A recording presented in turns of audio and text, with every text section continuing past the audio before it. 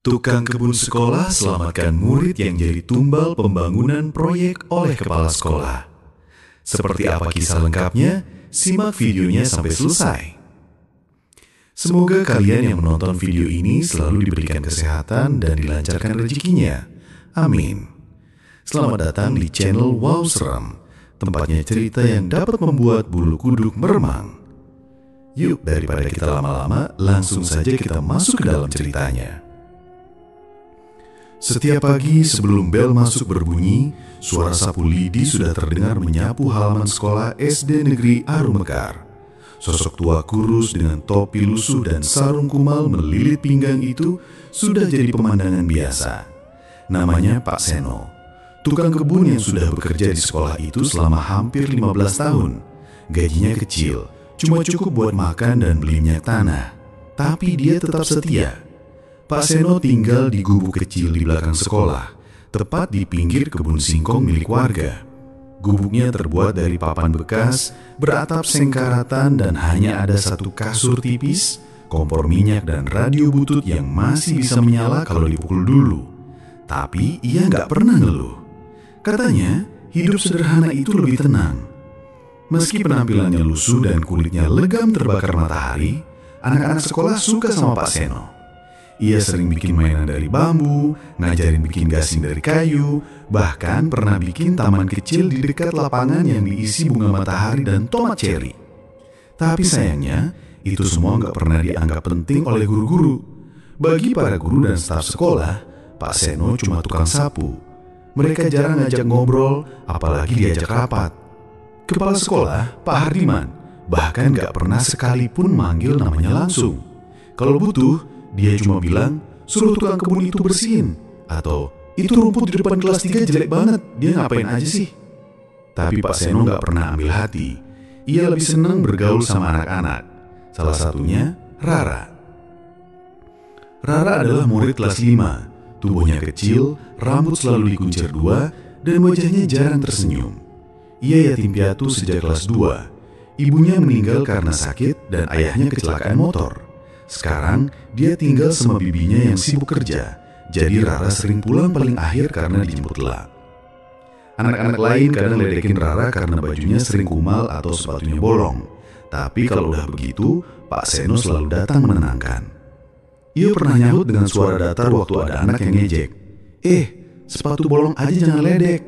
Kalau besok kamu bolong juga, mau nangis di mana? Sejak itu, anak-anak agak jerah. Rara makin sering duduk di taman kecil dekat ruang UKS, tempat Pak Seno sering istirahat. Mereka jarang bicara panjang, tapi Rara selalu kasih senyum kecil tiap Pak Seno lewat. Dan itu udah cukup buat Pak Seno merasa dihargai. Hari-hari berjalan seperti biasa, tapi belakangan ini suasana sekolah agak beda. Pak Hardiman terlihat lebih sibuk dan tertutup. Beberapa kali ada mobil hitam berhenti di depan sekolah, membawa orang-orang berdasi yang masuk ke ruang kepala sekolah tanpa permisi. Beberapa guru mulai bisik-bisik soal proyek besar. Pak Seno awalnya cuek, tapi suatu hari waktu ia sedang menyiram tanaman di belakang kelas, dia dengar suara percakapan dari ruang guru yang jendelanya kebuka. Ada guru yang ngomong pelan, "Proyek renovasi? Tapi dana dari mana, Bu? Komite aja belum rapat." Besoknya, saat upacara hari Senin, semua murid dan guru dikumpulkan di lapangan. Pak Hardiman berdiri dengan wajah semeringah didampingi 2 orang berseragam batik yang gak dikenal. Di tangannya ada map tebal yang kelihatan seperti proposal proyek. Anak-anak dan bapak ibu guru, saya dengan bangga mengumumkan bahwa sekolah kita akan direnovasi besar-besaran. Kita akan punya gedung baru, aula serbaguna, laboratorium komputer, bahkan taman bermain modern. Seketika tepuk tangan bergema dari guru-guru yang selama ini merasa sekolah ini terlalu kumuh. Anak-anak juga kekirangan, tapi beberapa orang tua murid yang hadir tampak heran. Bahkan ketua komite sekolah yang duduk di sudut lapangan hanya menatap kosong, seperti nggak tahu apa-apa. Pak Seno berdiri di samping tiang bendera, mendengarkan sambil menyapu perlahan. Matanya tajam memperhatikan ekspresi Pak Hardiman. Bukan ekspresi bangga seperti biasanya. Ada sorot aneh di matanya, seperti orang yang terlalu senang tapi takut ketahuan. Beberapa hari kemudian, alat berat mulai datang juga. Pohon besar di belakang sekolah ditebang. Taman kecil buatan Pak Seno diratakan begitu saja oleh tukang bangunan yang bahkan gak bilang permisi. Pak Seno cuma bisa berdiri diam waktu bunga mataharinya diinjak-injak. Gak ada satupun guru yang peduli. Bahkan Pak Hardiman cuma nyengir sambil bilang, namanya juga pembangunan, pasti ada yang dikorbankan. Kalimat itu bikin Pak Seno diam lebih lama dari biasanya. Malam harinya, Pak Seno duduk sendiri di depan gubuknya memandangi arah sekolah. Suara jangkrik bersahutan, tapi pikirannya gak tenang. Ia pernah dengar kalimat yang mirip waktu masih muda, di masa gelapnya yang sudah lama ia tinggalkan. Ia mencium sesuatu yang janggal. Dana proyek tiba-tiba muncul. Proses pembangunan gak melibatkan komite. Dan kepala sekolah terlalu senang, bahkan sampai menebang pohon besar yang dulu dikeramatkan. Pak Seno menatap langit. Ia menarik napas dalam, lalu berkata pelan, "Kalau ini proyek biasa, kenapa hawa sekolah jadi kolong begini?" Dan malam itu, ia tahu sesuatu yang besar sedang berjalan, dan sekolah ini bukan sekedar sedang dibangun, tapi sedang dijadikan tempat pertaruhan. Suara mesin bor dan alat berat menggantikan suara ayam dan bel sekolah setiap pagi. Proyek renovasi sekolah SD Negeri Arum Mekar berjalan cepat, bahkan terlalu cepat. Dalam waktu kurang dari seminggu, fondasi aula baru sudah digali, beberapa ruang kelas lama diratakan, dan truk-truk besar mondar-mandir tanpa henti. Para tukang kerja siang malam, bahkan sampai lembur waktu malam Jumat. Bangunan-bangunan lama dihancurkan begitu saja, tanpa ada pembicaraan dengan warga atau komite sekolah. Para guru awalnya heran, tapi lama-lama ikut bungkam, entah karena takut atau sudah disogok. Anak-anak justru senang, mereka jadi sering disuruh belajar di aula desa, sementara gedung baru dibangun. Tapi di balik semua itu, hawa sekolah terasa makin aneh, pengap dan dingin, bahkan di siang bolong. Pak Seno mulai merasa ada yang gak beres. Ia gak pernah lihat proposal atau gambar proyek resmi, tapi bangunan yang sedang didirikan bentuknya terlalu mewah. Dinding bata merah dibalut keramik, lantai marmer, dan bahkan katanya mau dipasang lift kecil untuk ruang kepala sekolah. Beberapa warga yang mampir ke sekolah juga heran, ini sekolah atau hotel sih? Di tengah hiruk pikuk pembangunan itu datang kabar mengejutkan. Bayu, murid kelas 5, gak pulang-pulang sejak kemarin sore. Ibunya datang ke sekolah dengan wajah panik. "Anak saya gak pulang sejak kemarin, Bu Guru. Biasanya jam 3 dia udah sampai rumah. Ini udah malam, gak ada kabarnya. Handphonenya juga gak aktif." Guru kelasnya cuma bilang mungkin dia main ke rumah temannya. Tapi si ibu berkesiras, "Bayu anak rumahan, gak pernah main kemana-mana. Biasanya pulang cepat." Besoknya ayah Bayu datang ke kantor kepala sekolah sambil marah-marah. "Kalau sekolah gak bisa tanggung jawab, saya lapor polisi," katanya. Tapi Pak Hardiman dengan tenang menjawab, "Ini di luar tanggung jawab kami, Pak. Mungkin anak Bapak kabur. Di sekolah dia biasa-biasa aja." Laporan ke polisi tetap dibuat, tapi penyelidikan seperti jalan di tempat. Beberapa hari kemudian, berita hilangnya Bayu mulai dilupakan. Orang-orang sibuk dengan pembangunan sekolah. Guru-guru disibukkan dengan pelatihan daring, dan anak-anak tetap bermain seperti biasa, seolah nggak ada yang hilang. Tapi tidak bagi Pak Seno. Ia mulai mencurigai, Bayu terakhir kali terlihat sore hari, duduk di taman dekat bangunan baru. Sore itu juga, para tukang menggali lubang besar di dekat lokasi itu. Pak Seno mulai mengingat-ingat sesuatu. Waktu ia lewat malam harinya, ia mencium bau aneh dari sekitar galian itu. Bau anyir bercampur bunga melati busuk. Ia pikir cuma perasaannya. Suatu pagi, ketika para tukang sedang istirahat dan area proyek kosong, Pak Seno memberanikan diri masuk ke lokasi pembangunan. Ia membawa cangkul kecil dan senter. Ia menggali perlahan di sudut yang sudah ditimbun tanah baru. Sekitar 20 cm dari permukaan, ia menemukan sesuatu. Bukan tulang atau mayat, tapi sesajen. Satu buah kelapa hijau sudah mulai membusuk, dililit kain kafan kecil. Di atasnya ada bunga 7 rupa, puntung rokok, dan selembar kertas bertuliskan huruf-huruf Jawa kuno yang sebagian sobek. Di sebelahnya, ada bercak merah kecoklatan seperti darah kering. Pak Seno langsung mundur pelan, wajahnya menegang. Ia tahu ini bukan kebetulan. Ia pernah melihat hal seperti ini dulu, sebelum ia memutuskan meninggalkan dunia perdukunan. Ini adalah tumbal pembangunan. ritual lama yang digunakan untuk melancarkan proyek besar dengan imbalan nyawa manusia sebagai persembahan. Malam itu, Pak Seno gak bisa tidur. Angin malam bertiup aneh. Dari balik gubuknya, ia melihat bayangan hitam berjalan di sekitar sekolah. Ia keluar pelan-pelan. Sosok itu tinggi, hitam dan jalannya gak menyentuh tanah. Matanya merah menyala. Pak Seno membaca doa pelan-pelan sambil menggenggam biji tasbih tua di sakunya. Sosok itu berhenti, lalu menghilang begitu saja di dekat ruang kepala sekolah. Pagi harinya, Pak Hardiman terlihat berbeda. Wajahnya pucat, keringat dingin membasahi pelipisnya. Saat rapat dengan guru, ia beberapa kali melamun, bahkan sempat berteriak ke guru olahraga tanpa alasan. "Saya bilang jangan ganggu pembangunan, fokus ngajar aja, urusan proyek biar saya," katanya sambil membanting map. Beberapa guru saling pandang, heran dan takut, tak satu pun berani menentang. Pak Seno tahu, kepala sekolah itu bukan cuma stres karena proyek, tapi sedang ditekan oleh kekuatan lain. Tumbal sudah dikasih dan proyek berjalan lancar. Tapi perjanjian pesugihan gak pernah murah. Makhluk penagih itu gak akan berhenti di satu nyawa.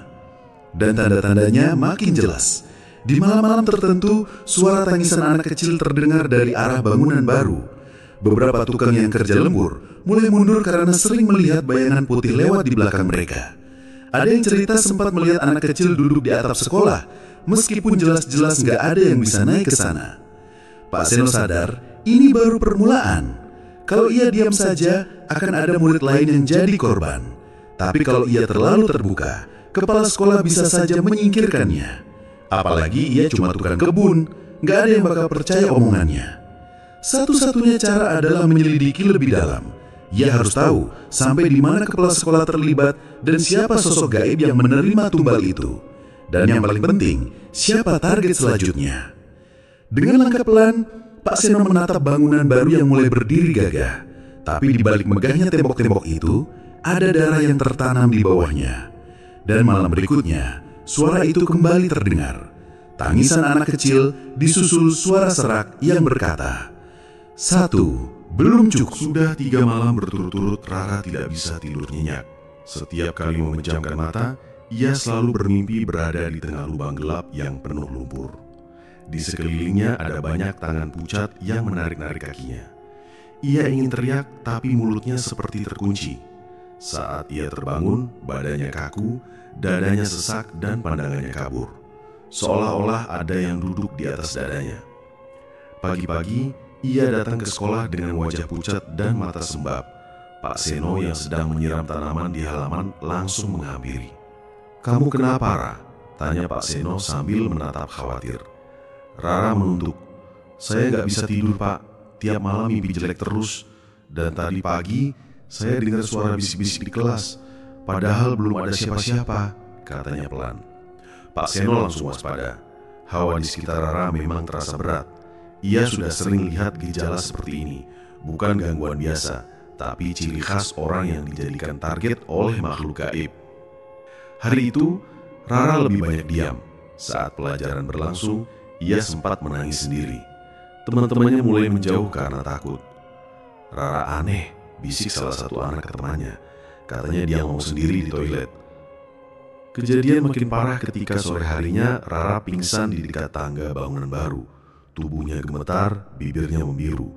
Beberapa guru panik dan membawanya ke ruang UKS. Tapi gak ada yang tahu harus berbuat apa. Bulina, guru kelasnya, malah berkata, "Saya rasa anak ini sudah stres. Dia sering murung, sekarang mulai berhalusinasi. Sebaiknya dikonsultasikan ke psikolog. Kalau perlu dikeluarkan dulu dari sekolah sampai stabil." Pak Seno yang mendengar itu langsung naik pitam. "Ini anak butuh bantuan, bukan dikucilkan," katanya tegas. Tapi suaranya cuma dianggap angin lalu. Statusnya cuma tukang kebun. Pendapatnya gak dianggap penting. Malamnya Pak Seno duduk di depan gubuknya sambil memandangi langit. Ia yakin gangguan ke Rara bukan kebetulan. Sudah ada satu murid yang hilang dan sekarang giliran Rara yang diganggu. Ada pola. Dan ia tahu itu pasti terkait dengan tumbal proyek yang sedang berjalan. Ia akhirnya pergi ke rumah seseorang yang dulu pernah dikenalnya, Mbah Raga, seorang dukun tua yang tinggal di pinggir desa. Dulunya Mbah Raga dikenal sebagai orang pintar, tapi sekarang sudah jarang dikunjungi orang karena dianggap ketinggalan zaman. Perjalanan ke rumah Baraga memakan waktu hampir setengah jam naik sepeda tua. Saat tiba, suasana rumah sunyi, hanya terdengar suara angin menerpa daun pisang. Baraga sedang duduk di teras seolah sudah tahu kedatangan Pak Seno. "Kue teko soal bangunan sekolahku itu," kata Baraga lirih. Pak Seno duduk pelan. "Saya rasa ada yang main pesugihan, Mbah. Sudah satu anak hilang, sekarang ada satu lagi yang mulai diganggu. Rara, anak yatim piatu. Dan saya yakin dia target berikutnya." Baraga mengangguk pelan. "Aku wis krungu kabare. Wong proyek kok cepet banget, megah meneh. Kuwi ora lumrah. Pasti ono perjanjian."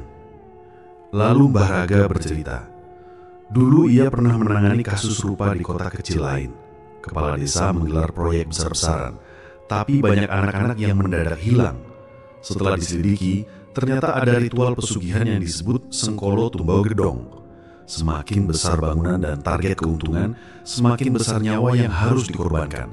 Biasanya dimulai dari 1, lalu 2, dan seterusnya. Kalau anak pertama sudah dikorbankan dan proyek lancar, si penumbal biasanya kecanduan. Dia bakal terus nyari tumbal buat jaga keberlangsungan proyeknya. Dan anak-anak yatim piatu yang dianggap tidak punya pelindung paling sering dijadikan sasaran. Jelas Baraga. Pak Seno mengepalkan tangan. "Berarti benar, Mbah. Kepala sekolah itu pelakunya." Baraga menatap tajam. "Kalau betul, kue harus cepat-cepat bertindak. Nek wis telat, orang nyawa bocah kuwi sing ilang, tapi jiwamu iso dicupuk sekalian. Kalau sudah telat, bukan cuma nyawa anak itu yang hilang, tapi jiwamu bisa ikut diambil." Pak Seno pulang malam itu dengan pikiran penuh.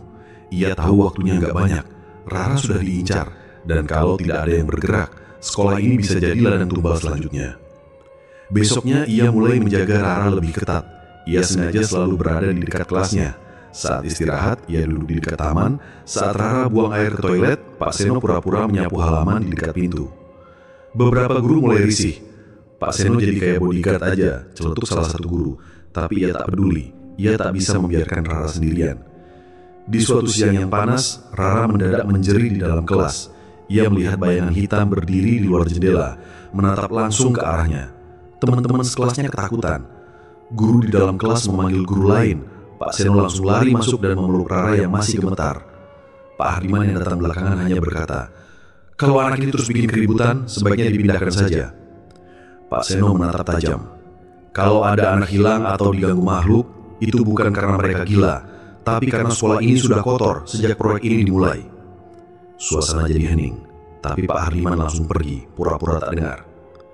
Pak Seno tahu dirinya sekarang juga dalam bahaya, tapi ia tak akan diam. Ia menatap Rara yang duduk lemas di sudut kelas. Anak kecil itu sudah cukup menderita. Ia tidak akan membiarkan makhluk jahat mengambilnya. Dan malam itu, untuk pertama kalinya, Pak Seno menyiapkan sesuatu yang sudah lama ia simpan. Sebuah botol kecil berisi air doa dan segenggam garam hitam. Ia akan melawan, meskipun harus mempertaruhkan nyawanya. Di balik penampilan lusuh dan tubuh renta Pak Seno, ada cerita yang tak banyak orang tahu. Dulu, belasan tahun yang lalu, ia bukan sekedar pria penyiram bunga di sekolah. Ia pernah menjadi seorang dukun muda yang terkenal di kampung sebelah. Orang-orang menyebutnya Ki Jagat, julukan yang dulu disegani karena keilmuannya. Waktu itu, hidupnya dikelilingi oleh pujian dan uang. Banyak orang datang kepadanya minta pesugihan, penglaris, hingga santet. Ia tak peduli soal dosa, yang penting kantongnya tebal dan hidupnya enak.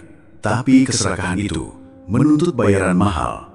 Istrinya, Rini, adalah satu-satunya orang yang selalu menentangnya. "Berhentilah, Mas. Ilmu itu bukan untuk memperkaya diri," katanya suatu malam. Tapi Pak Seno waktu itu terlalu angkuh. Sampai suatu hari, ia nekat mencoba ritual besar yang menjanjikan kekayaan berlipat. Ritual itu butuh tumbal, dan tanpa disadarinya, tumbalnya justru jatuh ke orang terdekatnya sendiri. Rini meninggal seminggu setelah ritual itu. Tubuhnya ditemukan membusuk di kamar mandi, dengan tatapan kosong yang tak bisa dihapus dari ingatan Pak Seno. Sejak hari itu, ia membakar semua benda pusaka, meninggalkan desa, dan mengasingkan diri.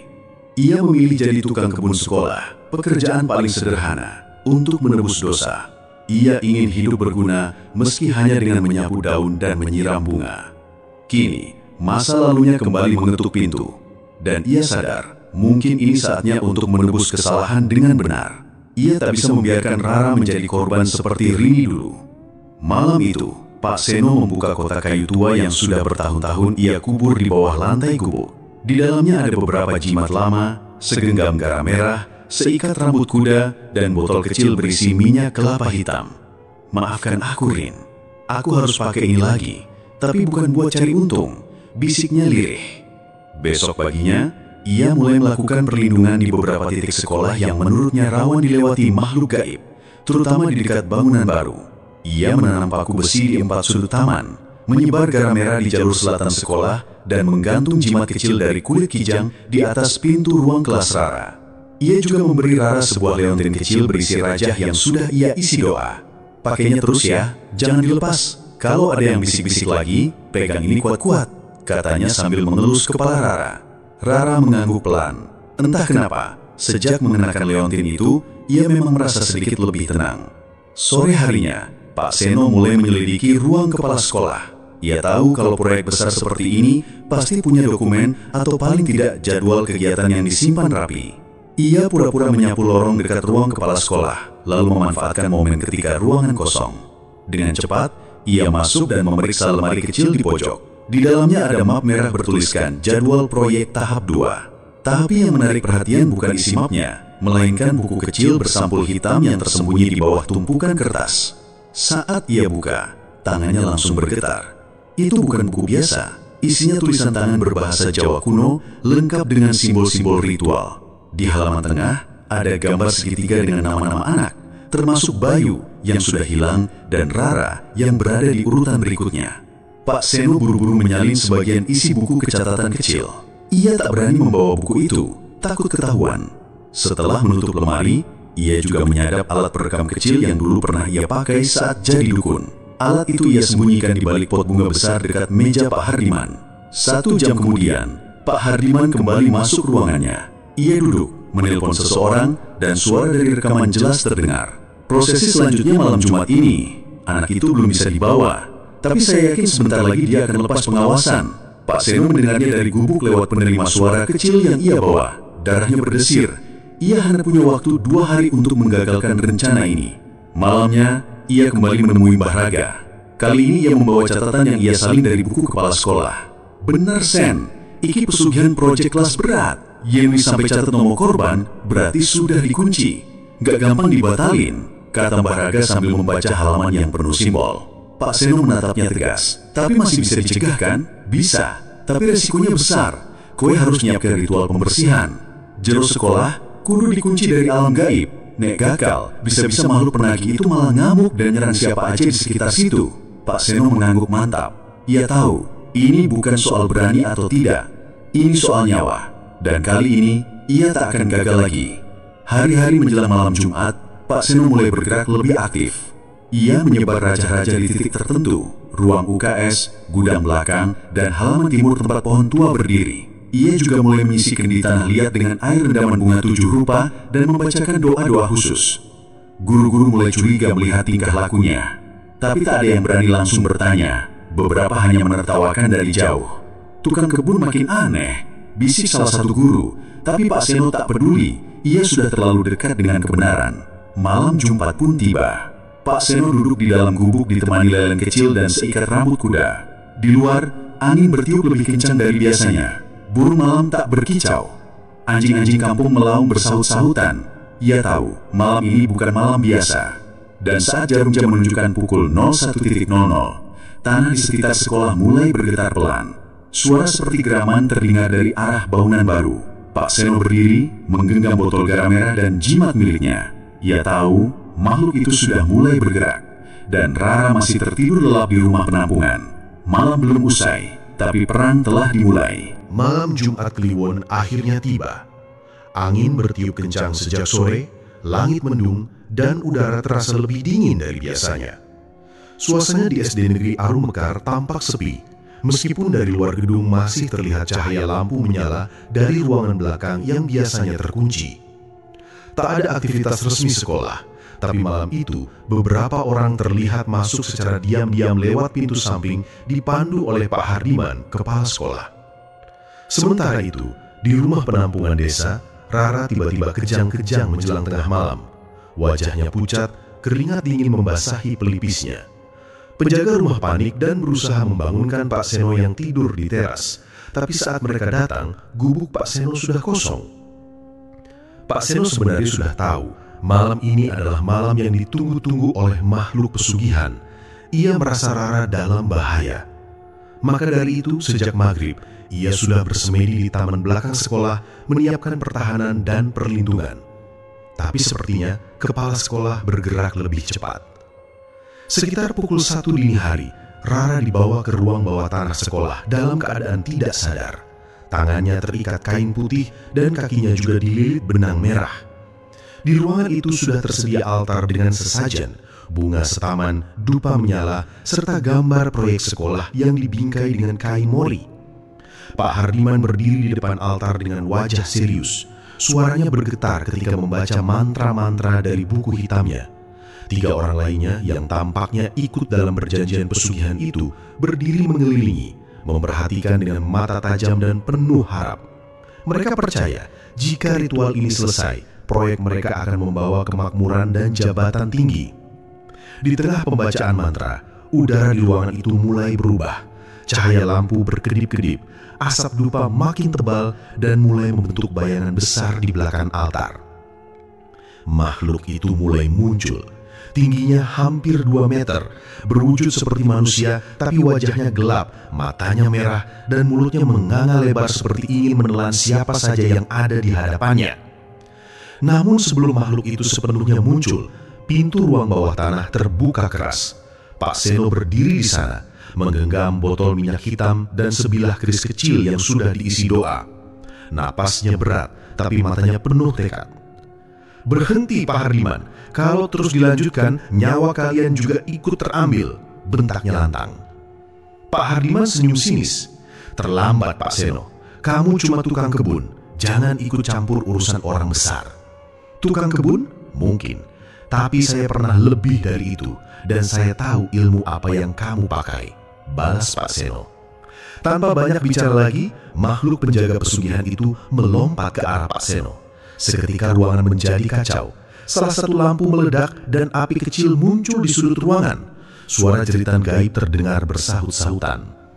Pak Seno bergerak cepat. Ia menaburkan garam merah ke arah makhluk itu sambil membaca doa yang ia pelajari kembali dari Mbah Raga. Makhluk itu mundur beberapa langkah, tapi kemudian mengamuk. Ia menyerang balik, membuat Pak Seno terpental dan membentur tembok. Sementara itu, Rara mulai siuman. Ia berusaha melepaskan ikatan di tangan dan kakinya. Melihat Rara bangun, makhluk itu makin marah. Kepalanya menoleh cepat ke arah gadis kecil itu, seolah ingin langsung mengambil nyawanya. Pak Seno bangkit lagi meskipun tubuhnya sudah luka di beberapa bagian. Dengan sisa tenaga, ia menghunus keris dan menusukkannya ke tanah tempat altar berdiri. "Aku kembalikan semua perjanjian ini ke tanah. Kalian tak bisa ambil nyawa anak ini," teriaknya. Saat keris menancap ke tanah, ruangan bergunjang. Makhluk itu meraung keras. Lalu tubuh Pak Hardiman ikut menggeliat tak wajar. Wajahnya memucat, lalu berubah. Matanya memerah, kulitnya mengelupas perlahan, dan tubuhnya mendadak membesar. Ia kerasukan makhluk pesugihan yang kontraknya hampir lunas. "Sudah tidak bisa dibatalkan, tumbalnya harus tetap jatuh," kata makhluk di tubuh kepala sekolah. Suaranya serak dan berat. Pak Seno tak gentar. Ia menyalakan botol minyak hitam dan melemparkannya ke altar. Api langsung membakar bunga dan kain mori. Asap tebal membumbung dan makhluk itu menjerit keras. Dalam kepanikan, 2 orang pengikut kepala sekolah lari keluar, tapi satu lagi terjebak dan pingsan. Pertarungan berlangsung sengit. Makhluk itu mencoba menyerang Rara lagi, tapi Pak Seno melindunginya dengan tubuhnya sendiri. Cakar makhluk itu mengenai bahu Pak Seno. Darah langsung mengalir deras, tapi ia tak mundur. Ia tetap berdiri meskipun tubuhnya gemetar. Dengan sisa kekuatan, ia menempelkan jimat terakhir ke dahi kepala sekolah yang kerasukan. Seketika tubuh Pak Hardiman bergetar hebat, lalu terlempar ke belakang dan tak sadarkan diri. Makhluk itu menghilang seperti ditarik ke dalam tanah. Ruang bawah tanah mulai runtuh. Pak Seno menggendong Rara dan keluar dari ruangan sambil terseok-seok. Di tangga, ia jatuh tapi masih memeluk Rara erat. beberapa warga yang mendengar kegaduhan mulai berdatangan. Mereka membantu mengangkat Pak Seno dan Rara keluar gedung. Malam itu, sekolah hampir terbakar habis jika warga tak segera memadamkan api. Pak Hardiman ditemukan tak sadarkan diri dengan wajah pucat dan rambut sebagian memutih. Ia langsung dibawa ke rumah sakit jiwa malam itu juga. Sementara dua rekannya menghilang entah kemana. Rara selamat, tapi Pak Seno tergeletak di rumah sakit desa. Luka-lukanya cukup parah. Ia tak bisa bicara selama beberapa hari. Namun satu hal yang jelas, malam itu ia sudah menebus kesalahan masa lalunya dengan menyelamatkan satu nyawa kecil yang hampir direnggut keserakahan. Dan kisah SD Arum Mekar tak lagi sama setelah malam Jumat Kliwon itu. Pagi setelah malam kejadian, suasana SD Negeri Arum Mekar mendadak ramai. Petugas dari Dinas Pendidikan datang bersama polisi dan tim investigasi. Berita tentang kebakaran kecil, proyek pembangunan yang janggal, serta kepala sekolah yang tiba-tiba gila membuat publik geger. Wartawan lokal berdatangan, ingin tahu lebih banyak soal kejadian aneh yang semalam berlangsung tanpa banyak saksi. Pak Hardiman, kepala sekolah, ditemukan di ruangan guru dengan kondisi linglung. Ia tidak bisa bicara jelas, hanya meracau soal kontrak yang belum lunas dan anak kecil yang belum sempat diserahkan. Tim medis menyatakan kejiwaannya terganggu parah. Ia langsung dirujuk ke rumah sakit jiwa di kota. Tidak ada yang diizinkan menemuinya selain keluarganya, dan pihak keluarga pun terlihat enggan bicara pada wartawan. Pembangunan sekolah langsung dihentikan. Dinas Pendidikan menemukan kejanggalan besar. Tidak ada dokumen resmi soal proyek yang sedang berjalan. Semua laporan dana renovasi yang sempat dikirimkan ke dinas adalah palsu. Bahkan cap dan tanda tangan komite sekolah ternyata dipalsukan. Beberapa guru mulai angkat bicara soal tekanan yang mereka terima dari kepala sekolah selama beberapa bulan terakhir. Salah satu guru, Bu Hani, bercerita bahwa Pak Hardiman sering mengurung diri di ruangannya dan melarang siapapun masuk ke area proyek pembangunan. Bahkan seminggu sebelum kejadian, ia sering berbicara sendiri atau tertawa pelan saat melewati ruang guru. Tapi karena takut, tak ada yang berani melaporkan. Rara kembali ke sekolah setelah beberapa hari dirawat dan dipulihkan. Meskipun tubuhnya lemah, ia terlihat jauh lebih tenang dibanding sebelumnya. Anak-anak menyambutnya hangat, terutama teman-teman sekelas yang dulu pernah mengejeknya. Kini mereka justru merasa bersalah, apalagi setelah tahu bahwa Rara hampir jadi korban keserakahan orang dewasa. Namun satu hal yang membuat banyak orang heran, Pak Seno tidak terlihat lagi sejak kejadian malam itu. Setelah dirawat beberapa hari, tiba-tiba ia menghilang tanpa jejak dari rumah sakit desa. Menurut perawat yang berjaga malam, Pak Seno pergi begitu saja, hanya meninggalkan sepucuk surat dan sebuah kotak kecil di samping tempat tidurnya. Surat itu ditujukan untuk Rara. Kepala desa memutuskan mengantar kotak dan surat itu langsung ke rumah Rara. Isinya sederhana, satu jimat kecil dari kain mori berisi rajah, serta secari kertas kusam berisi tulisan tangan Pak Seno. Rara, kamu sudah kuat sekarang. Sekolah bukan tempat yang menyeramkan kalau kita tahu caranya melindungi sesama. Simpan ini. Jimat ini hanya akan berguna jika kamu gunakan untuk menolong orang lain. Jangan takut jadi berbeda. Dan untuk guru baru nanti, tolong sampaikan pesan ini. Sekolah adalah tempat menanam kebaikan, bukan menumbalkan jiwa. Dari Seno. Guru-guru yang membaca surat itu diam beberapa saat.